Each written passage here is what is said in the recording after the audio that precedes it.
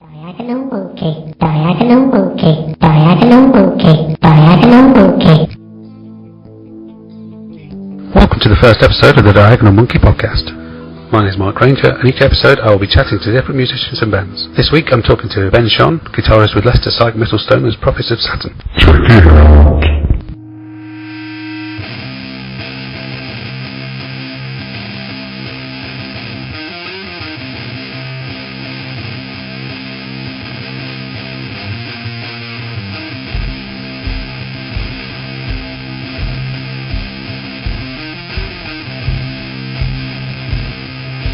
I'll start with an easy one. Let's just talk about how the band formed. Yeah, okay. Well, it's I suppose the core of it is me and Duncan, who's the drummer. We used to go to school together, and when I came back from university the first time, we started jamming together. So that would have been about spring 2008, something like that. And since then, we've had a few people come through on bass and vocals, finding our sound. But I guess really the proper start of the band when George joined us, which would have been spring of 2012. Okay. We had a chap called Jonathan Meacock playing on bass. He used to live down the corner, and I did that first album. I mean, that's when the sound sort of came together. So I think when you're in a band, it's a question of finding, you want to play your style the way you want to play, get the best out of your playing. It's a question of finding other musicians who, when they're doing the best they can and doing what they want to do, actually works with what you want to do. So as we've had different singers, my guitar styles have to change and adapt to them. It's not until we had George that it really let me play guitar the way I wanted to play. So would you say it's really your baby? I suppose so. So were you in bands before? Yeah, I've had a few, but nothing that really got anywhere, just mates jamming and a couple of pub gigs. Was it the same sort of style? It's been moving towards it, yeah. Okay. It's got more psychedelic as my guitar playing's improved. It used to be much more metal, because when it's properly metal, you can pre-write everything. You can't just sit there, get all the riffs perfect and put it together. With this sort of stuff, it has to be created a bit more organically, a bit more jammy. Okay, so you require to begin with, you've been more sort of like a little bit heavier, thrash or something like that, It was mainly doom, to be honest, but a much more aggressive sort of sound than we have now. Much more electric wizard without the psychedelic. Okay, so now you move towards obviously what you're doing now, and it's very jam orientated, isn't it? Yeah, no, exactly. Becoming more so. Is it all written in the rehearsals then, or is it? Did you come in with all the ideas, or? Well, it's changed over time. Because we have more of a revolving door setup in terms of the other members, it was more sensible for me to write and structure pieces and chuck some lyrics on it and then we'll fiddle with it. It's got more organic now. I think George does a lot of his lyric writing at home, but it comes with the melodies and the ideas with us, which ultimately I think is actually it seems it's a faster way of working as well, because if everyone's in the mood and gets into a song, it pretty much takes shape within a session, and then it's a question of the next few weeks and months polishing it, refining it, lengthening it, shortening it. So would you say the second album's been a lot easier to make, because you've been together longer years? Well, yes and no, because we changed bass players immediately before recording this one. So it was written with Jonathan from the previous bass player. And some of the writing was a bit unpleasant because we were sort of coming towards the end of his time with us. It always gets a little argumentative at that sort of stage. So Max and I basically just pick it up, learn the songs and then record them. I think it was only one gig before we actually started laying down the backtracks for this album. So would you say the sound changed as you were recording? Yes, quite significantly. One doesn't really notice how important bass players are until you change them, and then everything sounds different. Particularly in a band like this, where because it's a bit more jammy, the bass player has to do quite a bit more work. He can't just sit there and play the riff behind everyone else. He's got to improvise a bit himself, put some drums in, some decoration.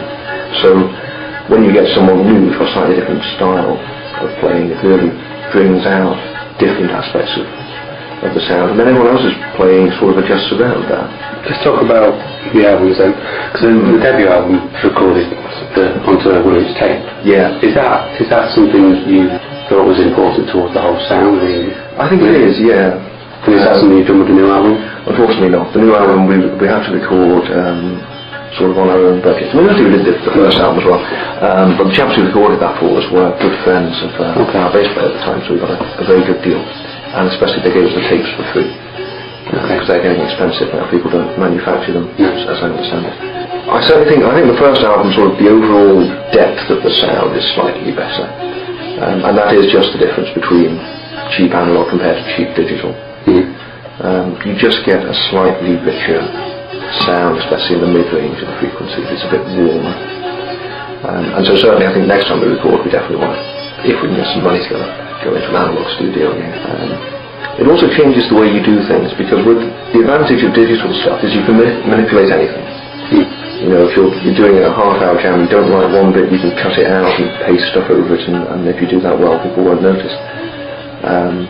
That, especially in a context where you've got unlimited time, which you basically have if you're recording it yourself, can be problematic, because you end up spending too long. You know, that's so it wasn't great, you have to record it again. I much prefer, I think one of the keys of recording the first album that gave it that quite organic sound, it was we really didn't have very much time. Everything that actually, all the cuts that made it onto the album were recorded in about a 4-hour period on one day.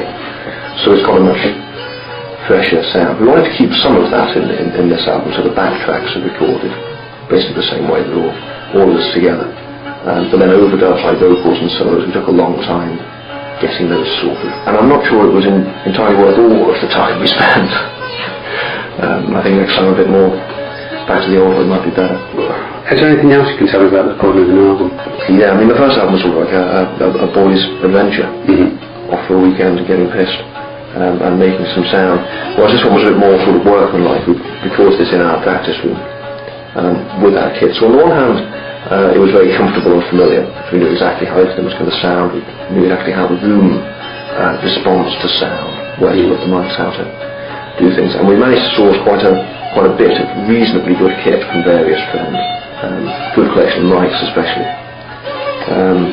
But it was more workmanlike and sessioning, I suppose less fun. But also a little bit more satisfying in some ways, because I mean we have done it all ourselves from scratch. Do you feel that's affected the sound of the album then? Yeah, I think so. I mean, it's certainly less, it's only a subtle difference I think, but I think there's slightly less joy on this album. It's a little bit more aggressive. A lot of that is just the fact it's recorded differently. But some of it I think is the fact that we were recording a lot of it sober. As opposed to just getting pissed and hitting the studio for a day.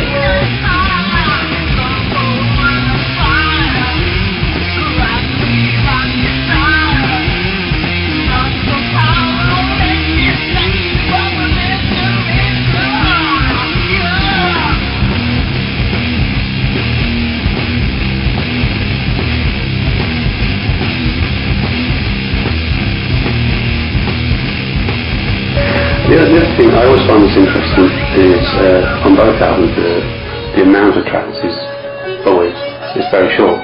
Okay, you don't put any excess out onto the record. Is it a case of that's what you had, or is it a case of you're very aggressive with the quality control? It's a combination of the two. And also a final consideration, which is the practicalities of it. I mean, on the first album, it's a question of how much we could fit on the tape.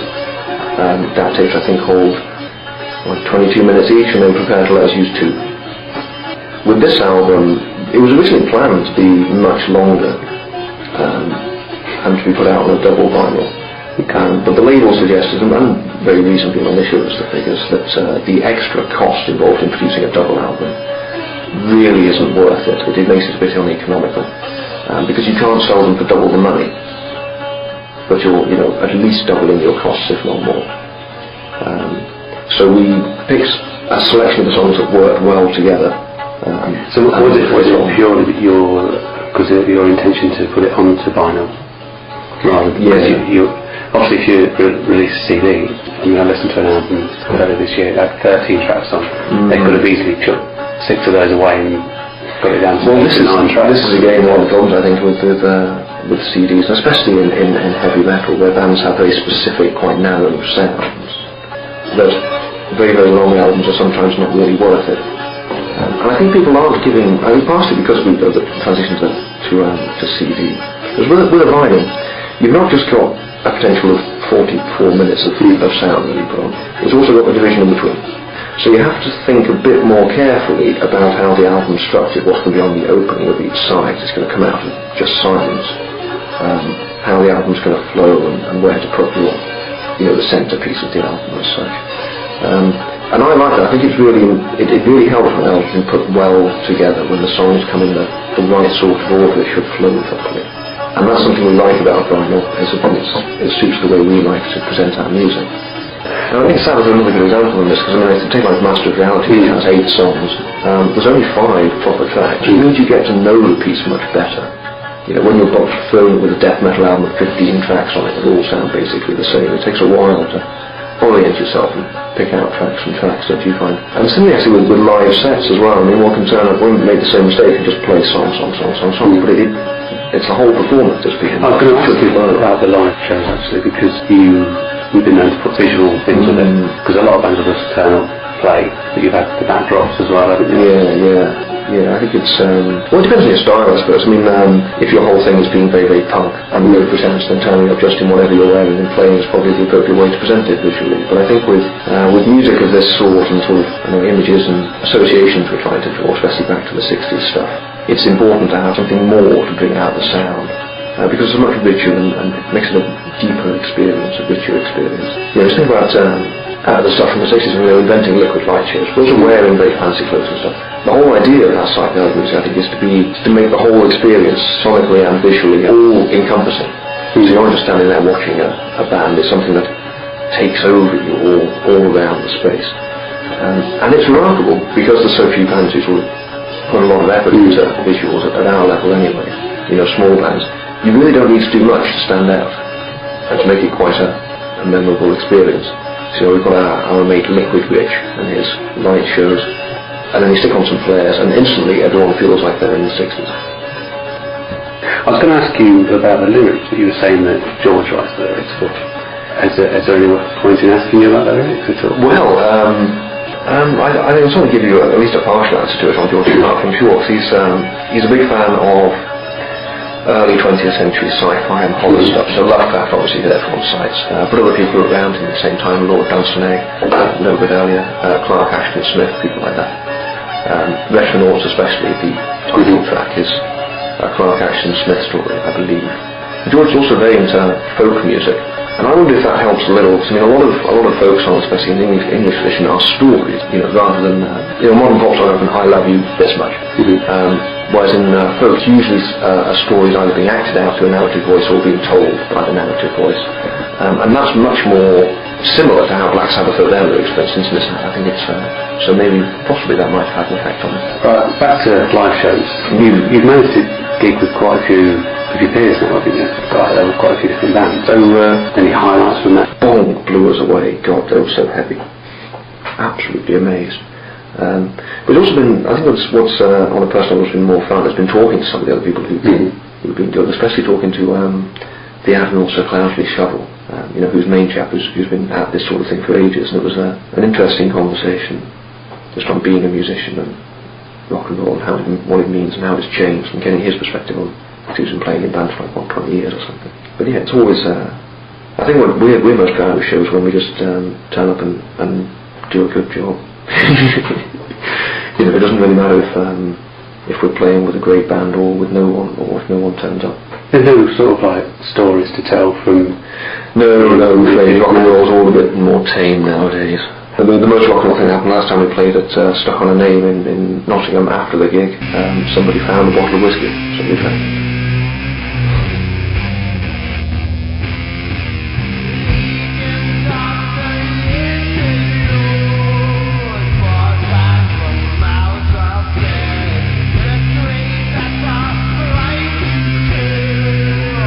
You released the first album, Cosmic Doom. Yeah, that was, they were, at the time, I'm not sure it still functions actually more, it was a tiny little label that did cassette-only releases. We'd already released the album ourselves, basically, for free. We'd been offered deals by labels, but they really weren't serious offers. So we just put it out ourselves. And Cosmic Doom said, yeah, we'd like to do a little release of this. Okay, cool. So how did you move to the new one? I say that because I wasn't quite sure how to pronounce it. Yeah, Hevisike. I thought it was that, but you know, the way it's written. Yeah, it looks Scandinavian, doesn't it? Yeah. I think it's one chap who runs Hevisike, a chap called Jay Ackerman. He's a friend of George's. I think they may have met at a gig, possibly in Birmingham. Possibly a Luna, who are friends of George's, and they're on Hevisike as well. And then he said, we're planning to put your album out again. Well, yeah, cool. We've got no contractual ties. But I was going to ask about the British scene at the minute. It's very busy at the minute. You see a lot of bands out there now. Do you think it's getting harder for bands to stand out? Not particularly. Sort of for two reasons. I mean, on the one hand, I think there's a lot of pleasure, certainly I derive them as a listener, from there being a very set, specific style that a band is very good at doing, also lots of bands do. So for instance, I'm very into the early Norwegian black metal. It was all really grim and evil and wasn't any of this keyboard nonsense, so Dark Throne Birds and people like that. And there's endless bands who sound exactly the same. If you like that sound, that's brilliant, because there's loads and loads of bands. And I think, you think about this, how some other musics work, like classical and traditional music, like folk music and so on. One stands out not by playing something different, but by playing it well. And if you do play well, you will always stand out a little. So I'm not sure it's necessarily a problem. If anything, I think it's a bit better.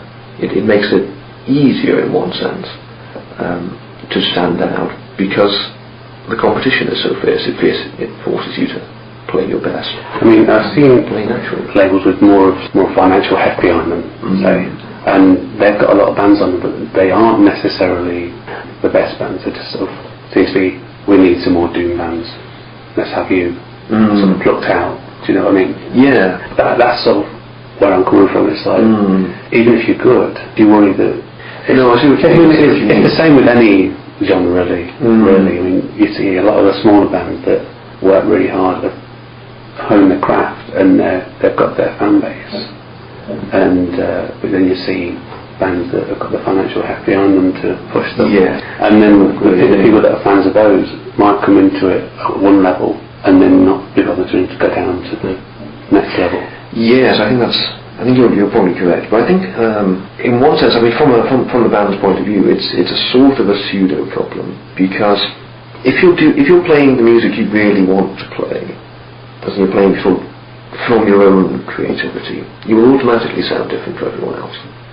I think there can be an error, especially with younger musicians, but of course this is how one always learns. What you do is you listen to bands and think, right, I want to sound like that. You learn how to do that.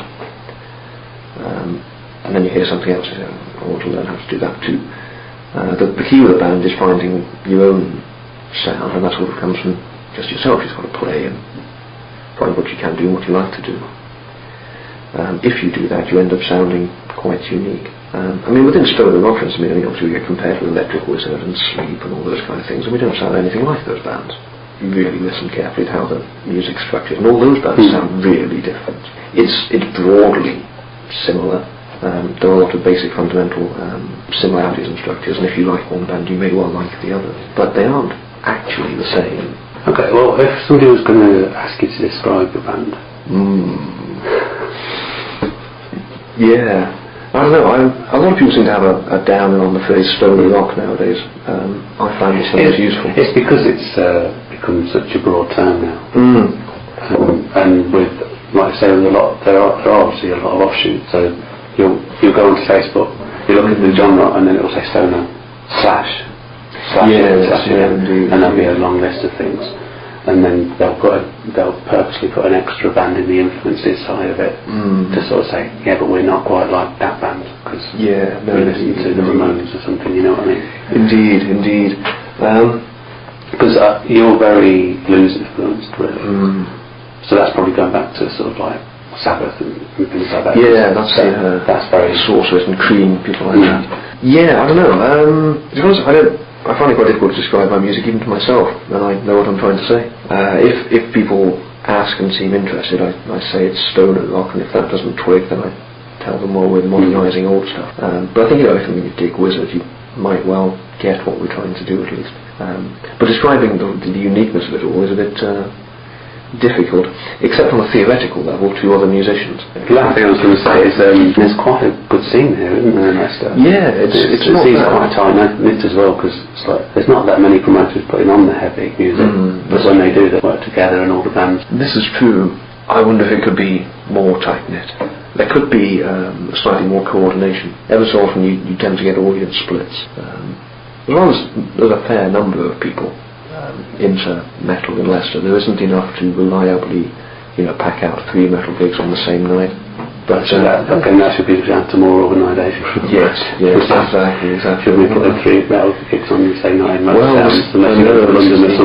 This is the issue. I mean, a few years ago, a friend of ours called Kev, who plays occasionally for the All Stars, he tried to get the major venues together to sort of agree some sort of, let's coordinate, let's liaise, let's make sure you're not putting punk nights on everywhere on the same night and so on, and it didn't really come together, which was unfortunate.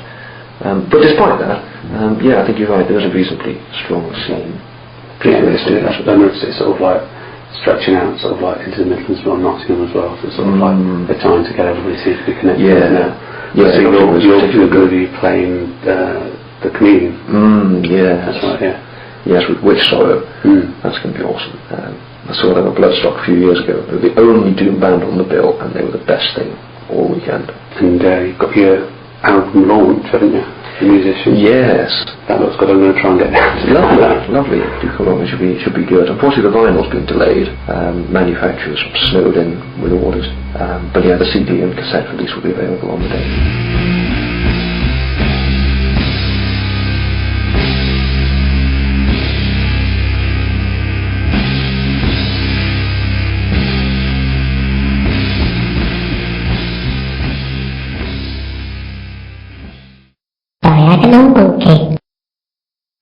The band's new album, Retronauts, is out on 17th of July on Hevisike Records, and their album launch is at the Musician on the 16th of July. Tickets are a paltry £5, and then they're off to Nottingham at the Chameleon Cafe on the 17th, supporting Witch Sorrow. Thanks for listening. Subscribe on iTunes or follow me on Twitter at Diagonal Monkey, or find me on Facebook for news on the next episode. See you soon.